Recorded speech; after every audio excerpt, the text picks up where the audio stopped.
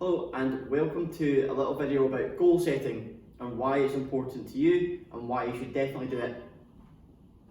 So, first of all, we're going to start off with setting your goals. So there's 4 different categories that I would split them into. So we've got weekly, short term, medium and long term. So it's important that we make our goals smart. So specific, measurable, attainable, and time-is. So got to make them specific to you. These goals have to be right exactly what you want. It can't be specific to me. I will want something different from you. It's got to be measurable. So you have to be able to find a way to measure your goal. So it might be losing a little bit of weight as your specific goal, but how are you going to measure that? Have you got a starting point? Somewhere, a number you want to achieve, you have to have something in mind, a number, a factor that you can track. Attainable, it's got to be attainable, which is why we do break them down into our weekly, short, medium and long term goals. That's so we can actually get to them. If you don't make them attainable, you're not going to get anywhere. It's going to make you flustered and you're just not going to enjoy training or health and fitness journey. So by making them attainable and giving yourself different factors and categories to look over, it will make your training way more fun. And you've got to achieve them in the time frame, which is why I've given you the 4 different categories, which I'll go over. So when you set your goals, weekly goals are probably one of the most important ones, I would say. It's good to have a long-term goal, but weekly ones, if you make these small changes into your lifestyle on a weekly basis, like one change a week, that can have an effect on your full lifestyle over a longer period of time. So, maybe a small diet change, cutting out crisps, or cutting down your crisp intake from like 5 bags a week to 3 bags a week. And then the next week might be 3 to 2, and then 2 to 1 bag a week, and just it's a little treat. So, that's something that might affect you. I used to know someone who would have a drawer next to them in the office and they literally open up full of crisps and they just beast into them whenever they want and they'd refill it, which is another thing I'll get onto later. Cutting out fizzy drinks, so full fat Coke. A lot of people say full fat Coke, full sugar Coke. You know what they're talking about. Not great for you. So a lot of calories in like a little can of Coke. So it might be changing your full sugar Coke to a Coke Zero or a Diet Coke. Diet Coke got like 3 calories in it, Coke Zero, 0 calories in it. Or even like energy drinks, changing from like a Monster, like a normal one, which is a lot of sugar, to like a Monster Zero, which has again about 3 calories, very little amount of calories in them. And another one for your weekly goal might be to just track all of your food and drinks that week. And if you do that on a weekly basis, a daily basis, sorry, that will translate and you'll keep doing that. It just becomes a habit. So make these little weekly goals achievable for yourself. You might even start by going, I'm going to start tracking if you do track your food Monday to Friday, make it so you track it on a weekend, which is where we might indulge a little bit and our calories can go all over the place, and that affects your goal if it's maybe to lose weight. And a weekly one, 0 to 7 days. So I put 0 to 7 days because you can start that now. You can start achieving that right now. You can start implement these little changes into your life right now. You do not have to wait until I'll wait till Monday to do it. Do it now. What's stopping you? And that would end on a week. So moving on to your short-term goals. That's probably over a period of like 1 to 6 months, or even like over a month, 6 months. So an example of your short-term goal would be to train 3 times a week.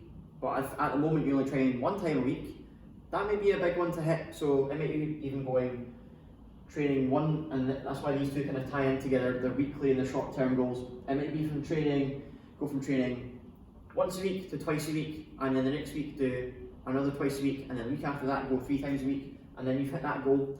So you can break your goals down as well. Another example of a short-term goal would be taking a short amount of time off of your run. So if you're doing a 5k in 35 minutes, your aim could be to do a 5k in 30 minutes after 6 months. You just got to be consistent with it. You've got to want to achieve your goals. And if you're not sure how to do that, speak to fitness professionals, speak to me. Your next one, your daily routine. So changing up your daily routine, changing one little thing a day, again, that can be also weekly. Be waking up early, going to the gym, shower, off to work. So changing all of these little things which help your daily routine. Maybe even going to bed earlier, and maybe spending a bit more time with your family, setting yourself up to enjoy your day rather than waking up and going and having a random day. Set yourself up, know what you're going to do in your day, even write it down, that helps a lot, helps so much. Next one, lose a little bit of weight. So your goal might, and this can be over a weekly period as well, losing a little bit of weight. So if you're just starting off your fitness journey, it might be, you might lose a lot of weight in one go. Might not happen for everyone, but a healthy number to kind of aim for weight loss is 1 to 2 pounds a week. That's good, that's attainable, that's sustainable, you can do that. It is a long process. So again, that would kind of maybe tie into these other two as well, which I'll get onto in a minute. Your medium-term goals, 6 to 12 months. So your goal might be to lift heavier on your favourite lifts in the gym, or your favourite exercises, or do more reps in a shorter period of time. The list kind of goes on with that one.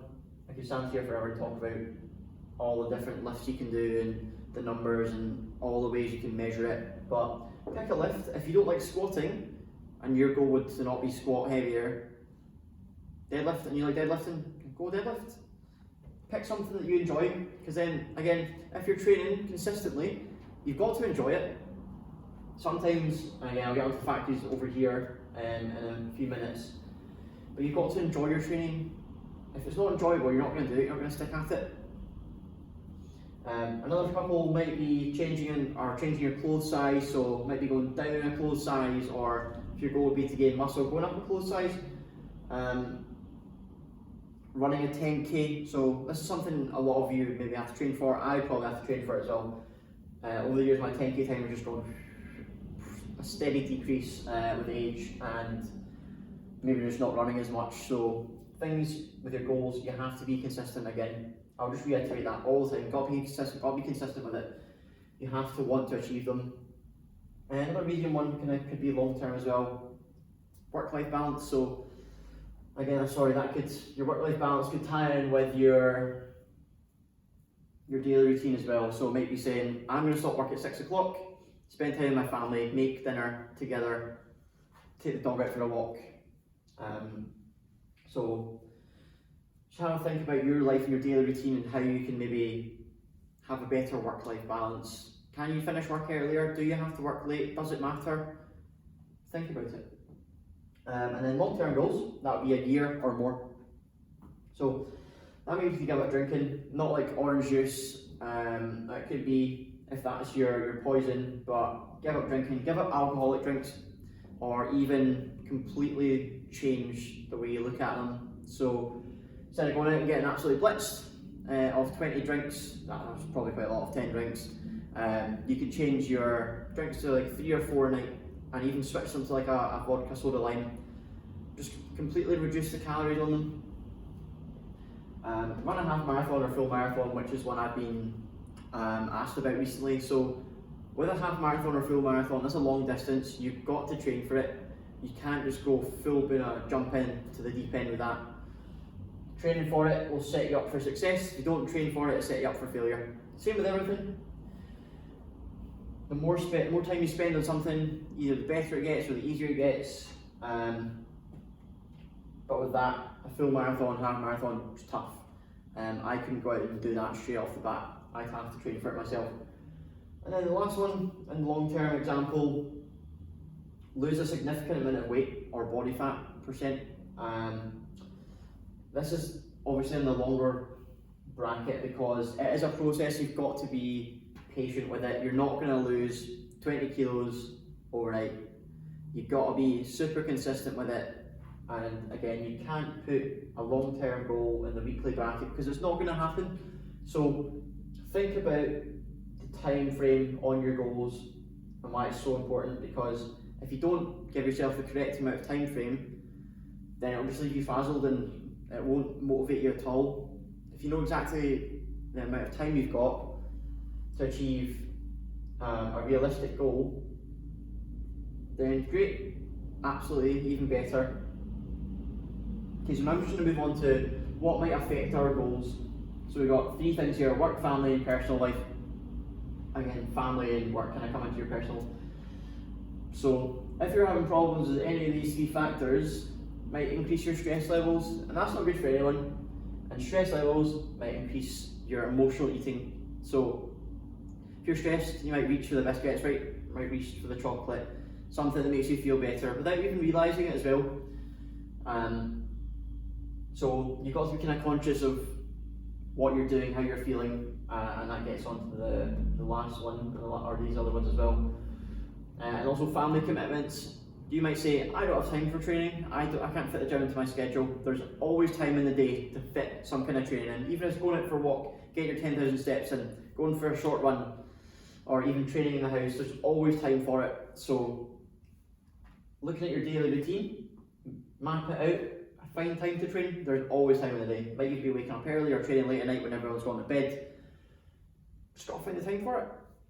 Okay, second one on the affecting our goals, motivation. So we've got motivation and discipline. And motivation can be affected by the 3 factors I previously mentioned, like your work and your family and your personal life. So at the beginning, when you start training, it's exciting, it's fun, it's like kind of anything, it's fun at the beginning, and then just kind of maybe plateaus or decreases.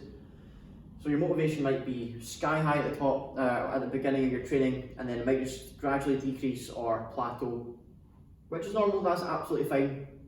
But then this is where discipline comes into it. So the difference between motivation and discipline: motivation, you know, you want to do it, you're really happy to get going with it, it's exciting, you want to do it, you want to train. And then as that kind of decreases or plateaus, you've got to start being disciplined, whereby if you're disciplined, you're not feeling motivated, you don't want to do it, you know you've got to do it, you will get up early and train, you will come out late after work and train. Got to be disciplined, you've got to want it. If you don't want it, you're not going to achieve any of your goals. So you've got to be disciplined in that sense.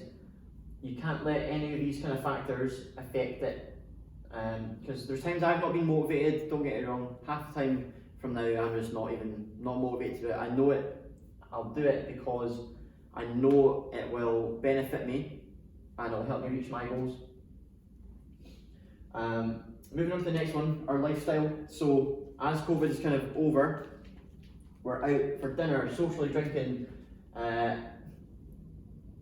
and usually that's at the weekend or maybe after work on a Friday, and that does not reflect well on your weekly calories. So if you look at your weekly calories rather than your daily ones, and you add them all up over the week, so you're doing well Monday to Friday, and then at the weekend your calories just go right up because you're not tracking them, you don't know how much you're drinking, you're eating, you just overindulge, and your goal is to lose weight. It's not going to go well. So be conscious at the weekend how much you're drinking, how much you're eating. I'm not saying maybe track everything at the weekend, but if you do that, that's amazing. That's what you want to be doing. That could be a goal. Track your food at the weekend. Of course, with socially drinking, there's a lot more calories in alcohol than you think. So tracking your drinks, great. Obviously, it's not going to be 100% accurate because you don't know how much they're pouring in. And sometimes people might be buying other drinks for you that you might not want, or shots, and you forget about it, you get a bit drunk. Be conscious of how much you're drinking. That's such an important factor. And what you're actually drinking as well. So instead of drinking 10 pints, which is a lot, I've seen people do it, maybe switch it to a spirit like vodka, soda, lime. There's like no calories in that. There's basically little to no calories in that. There is some, but making these changes, if you do want to go out and have a drink, because you do have to enjoy life, don't you? So making these changes in your social life as well is super important. Another one which kind of comes into the lifestyle bracket, doing your food shop. If you're hungry and you're doing your food shop, or you find yourself not being in control when you're doing a food shop, you might just walk around Morrison's, Tesco, Asda, whatever, and go, oh, biscuits, oh, crisps, oh, chocolate sweets, this and that, and just pile it into your trolley. Before you know it, you've got a cupboard full of unhealthy foods, or food that's not very nutrient dense. So, food high in calories, but low in nutrients like your carbs, protein, and fats. So you're just having like empty calories basically. And again, if your goal is to lose weight, how's that going to help you? So you have to be conscious of doing your food shop. One of the ways to probably do that is maybe have breakfast before you go out and do it, and then you're not piling everything in. So definitely think about and be conscious when you're doing a food shop. And then one which I've been asked about this week, or which I mentioned to someone, time of year. So it's October at the moment, sorry, so we're getting into the time where it starts to rain, it's cold, it's dark in the mornings, it's absolutely bleak, it's a bit grim, especially in Scotland. And without even thinking about it, this affects your mood. So if you're in a bad mood and you take that home with your family, that's going to increase all of the first kind of factors of work, family, personal life, the stress, emotional eating. Might get angry at your partner or your child, and that's going to maybe cause you to emotionally eat if that's you, or maybe not eat at all, and that's just not healthy. So this time of year you have to be really aware of your mood, and maybe doing things that improve your mood. So going out for a walk, coming to the gym, being social with your friends, maybe going for a coffee. Really be conscious when it starts to get to like the autumn, winter kind of time, because it can have such a big effect on you. I sometimes wake up and see it's dark and not good. And then the final factor, or final kind of side, why even bother setting goals? So important. So it gives you accountability, gives you things to work towards, gives your training a purpose. So these two kind of tie in, accountability and giving your training a purpose. So achieving goals, you feel great, and because you've been accountable, you're going to stick to them, you're going to want to do them. And giving your training a purpose, you just come to the gym and do random workouts, you're going to get random results, not what you want. Give yourself goals that mean something to you in terms of your training, and really think about why you want to do them, and that will give you a purpose of training.